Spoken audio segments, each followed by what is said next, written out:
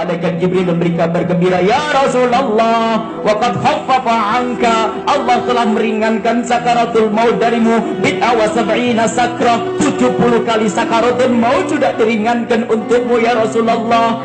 Di saat mendengar seperti itu Rasulullah malah berhenti, tiba-tiba diam dan menangis. Diam dan menangis, wahai Israel. Jika ini sudah diringankan 70 kali, bagaimana engkau mencabut umatku? Assalamualaikum. Sudah diringankan, tapi Nabi Muhammad justru ingat umat beliau. Dijawab oleh malaikat Israel, umatmu biasa, orang biasa, akan aku cabut, dan ketahuilah rasa sakaratul maut itu lebih sakit daripada dicacah dengan pedang. Kemudian Nabi Muhammad tidak tahan dengan pemberitaan ini. Dengan kabar malaikat Israel, Nabi Muhammad tidak tahan. Kemudian Nabi Muhammad memohon, Allah, ya Allah, Allahumma khaffif ala ummati sakaratul maut wa taqil alayya. Ya Allah, ringankan sakaratul maut untuk umatku dan bebankan kepadaku ya Allah.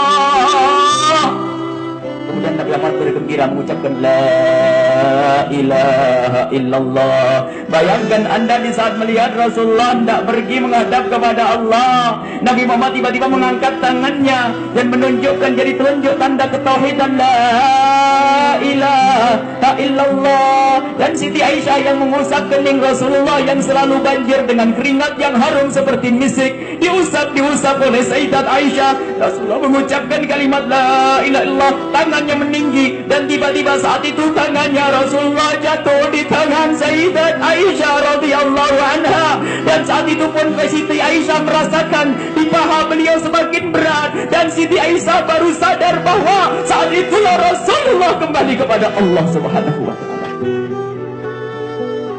Rasulullah kembali kepada Allah, dan Sayyidah Aisyah tidak bisa berkata apa-apa. Rasulullah pulang kepada Allah, kembali kepada Allah. Sayyidah Aisyah bingung. Kemudian diletakkan kepala Rasulullah, kemudian keluar ke pintu dan berkata, Rasulullah meninggal.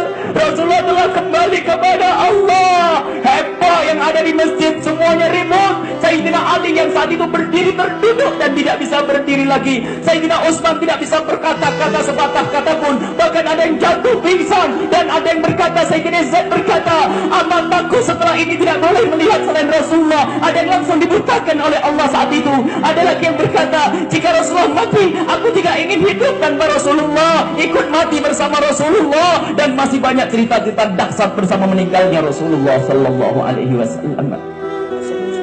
Sayyidina Umar bin Khattab mendengar berita kematian Nabi Muhammad, beliau marah dan berkata, hai kaum muslimin, jangan seperti orang munafik berkata Muhammad telah mati. Muhammad tidak mati, Muhammad pergi kepada Allah, nanti kembali lagi. Mengangkat pedang Sayyidina Umar yang mengatakan Muhammad mati akan aku penggal lehernya. Datanglah Sayyidina Abu Bakar As-Siddiq. Setelah datang Sayyidina Abu Bakar As-Siddiq, Sayyidina Abu Bakar langsung masuk ke kamarnya Rasulullah sallallahu alaihi wasallam.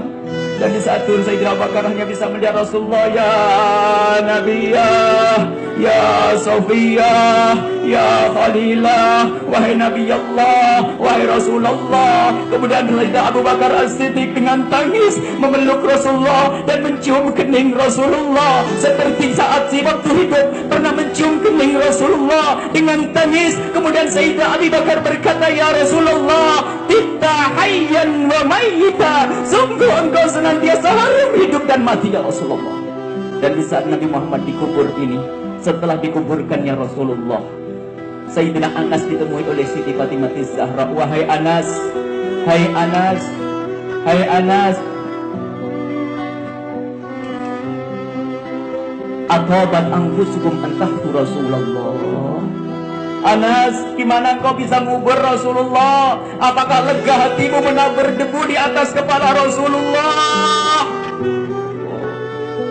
Sayyidina Anas terkaget. Ya binta Rasulillah, sungguh Allah telah melupakan kami. Kalau seandainya Allah tidak melupakan kami saat itu, tentu jasad Nabi Muhammad tidak dikubur.